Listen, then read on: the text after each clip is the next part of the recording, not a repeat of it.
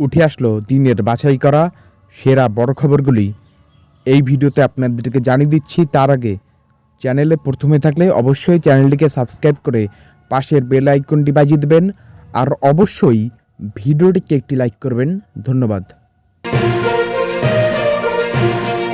বিজেপির সুবিধা করে দিতে জোট করেছে কংগ্রেস, সিপিএম, বিস্ফোরক মমতা। লোকসভা ভোটে ফের একবার রাজ্যে একা লড়াই করার কথা ঘোষণা করলেন তৃণমূল নেত্রী মমতা বন্দ্যোপাধ্যায়। বৃহস্পতিবার শান্তিপুরে প্রশাসনিক সভা থেকে তিনি দাবি করেন, বিজেপিকে সুবিধা করে দিতে জোট করেছে সিপিএম ও কংগ্রেস। এদিনও ফের বসন্তের কোকিল প্রসঙ্গ তোলেন তিনি। বলেন, যারা ৩৬৫ দিন আপনার সঙ্গে থাকেন তাদের সঙ্গে থাকুন। এদিন কংগ্রেস সিপিএমকে একযোগে আক্রমণ করে মমতা বলেন, দিল্লি জয় আমরাই করব, বাংলা পথ দেখাবে। বাংলায় আমরা একা লড়ব, কারণ আমরা জোট চেয়েছিলাম, কংগ্রেস করেনি। সিপিএম কংগ্রেসের জোট হয়েছে বিজেপিকে সাহায্য করার জন্য। আমি সিপিএম করি না, আমি বিজেপি করি না, আমি মা মাটি মানুষ করি। গত লোকসভা নির্বাচনে নদিয়া জেলায় মনমতো ফল হয়নি তৃণমূলের। জেলার 2টি আসনের একটিতে জয় পেলেও অন্যটি গিয়েছে বিজেপির দখলে। এছাড়া বনগাঁ লোকসভা কেন্দ্রে নদিয়া জেলার বেশ কয়েকটি বিধানসভা কেন্দ্র রয়েছে, সেই বনগাঁতেও জিতেছে বিজেপি। বিধানসভা নির্বাচনে সেখানে দলের স্বাস্থ্যোদ্ধার হলেও ঘুরে লোকসভা নির্বাচন আসতেই মমতা নদিয়া নিয়ে যে চিন্তিত তা ফের ফুটে উঠেছে তার কণ্ঠে। গোদের ওপর বিস্ফোরা হয়ে উঠেছে টাকার বিনিময়ে প্রশ্নকাণ্ডে কৃষ্ণনগরের সাংসদ মহুয়া মৈত্রের লোকসভা থেকে বহিষ্কারের ঘটনা। এদিন সেই মহুয়ার পাশে দাঁড়িয়ে মমতা বলেন, মহুয়া মানুষের কথা বলতো, তাই ওকে লোকসভা থেকে বার করে দিয়েছে। মহুয়া আবার জিতে লোকসভায় যাবে। আমাকেও যদি জেলে পড়ে। হেমন্তের গ্রেপ্তারির পরদিন গ্রেপ্তারির আশঙ্কা মমতার মুখে। সেনাবাহিনীর জমি কেলেঙ্কারি মামলায় পড়শি রাজ্য ঝাড়খণ্ডের মুখ্যমন্ত্রী হেমন্ত সোরেনের গ্রেপ্তারির পরদিনই নিজের গ্রেপ্তারির আশঙ্কা প্রকাশ করলেন পশ্চিমবঙ্গের মুখ্যমন্ত্রী মমতা বন্দ্যোপাধ্যায়। বৃহস্পতিবার শান্তিপুরে এক প্রশাসনিক জনসভায় এই আশঙ্কার কথা জানান তিনি। সঙ্গে বলেন, আমাকে জেলে ভরলে আমি জেল থেকে ফুটো হয়ে বেরিয়ে আসব। এদিন মমতা বলেন, ভারতবর্ষে সবাইকে ভয় দেখিয়ে জেলে পুরে দিলেও আমাকেও যদি জেলে পড়ে আমি জেল থেকে ফুটো হয়ে বেরিয়ে আসব।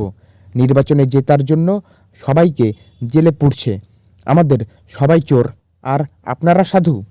চোরেদের জমিদার জোদ্দার, চোরের মায়ের বড় গলা, শূন্য কলসি বড্ড বাজে বেশি।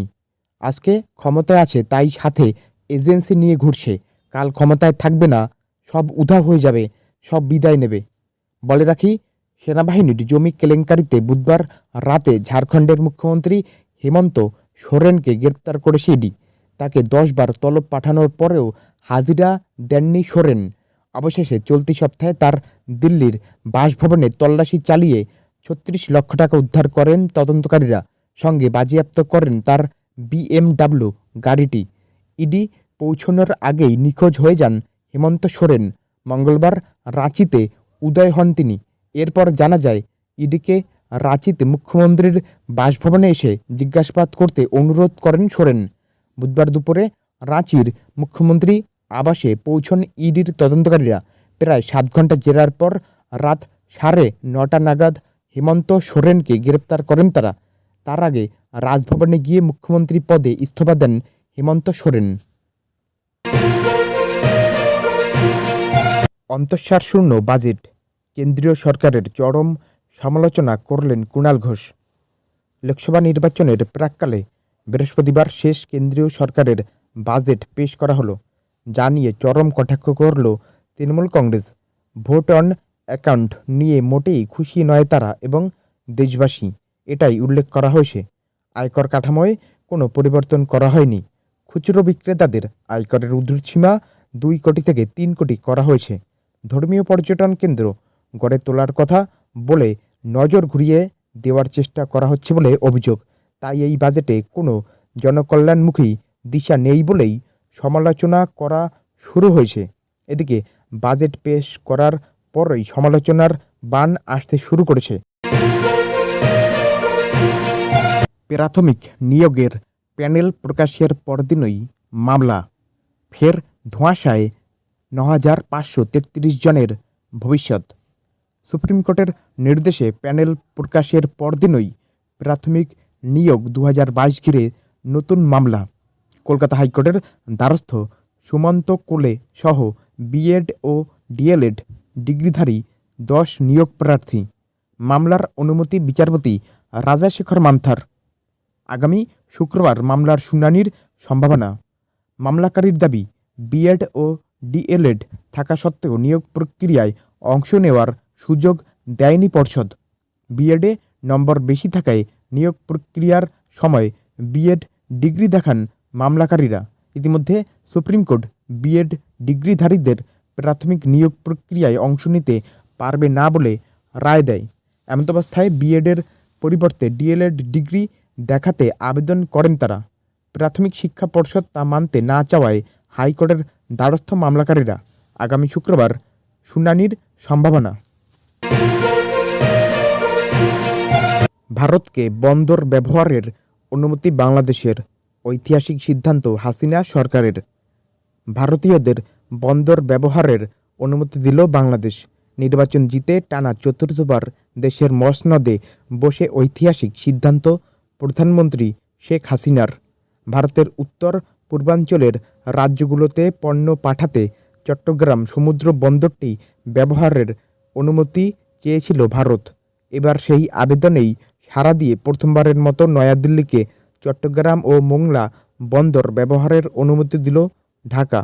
মঙ্গলবার মুম্বাইয়ে ইন্ডিয়ান ইনস্টিটিউট অফ ম্যানেজমেন্টের শিক্ষার্থীদের নিয়ে আয়োজিত এক অনুষ্ঠানে যোগ দিয়েছিলেন এস জয়শঙ্কর। সেখানেই বিদেশমন্ত্রী বাংলাদেশের সঙ্গে ভারতের সড়কপথে যোগাযোগের কথা উল্লেখ করেন। তিনি বলেন, বাংলাদেশের সঙ্গে ভারতের রেল ও বাসের মাধ্যমে যোগাযোগ রয়েছে। এই প্রথমবার সেদেশের ভিতর দিয়ে ভারতীয়দের যাতায়াত ও বাংলাদেশের বন্দর ব্যবহারের অনুমতি দেওয়া হয়েছে। এর একটি বড় প্রভাব পড়বে ভারতের উত্তর পূর্বাঞ্চলে। বাংলাদেশ এই অনুমতি না দিলে উত্তর পূর্বাঞ্চলের মানুষকে শিলিগুড়ি, তারপর ভারতের পূর্বাঞ্চলের বন্দরগুলোতে যেতে হতো। তারা এখন চট্টগ্রাম ও মোংলা বন্দর ব্যবহার করতে পারবেন।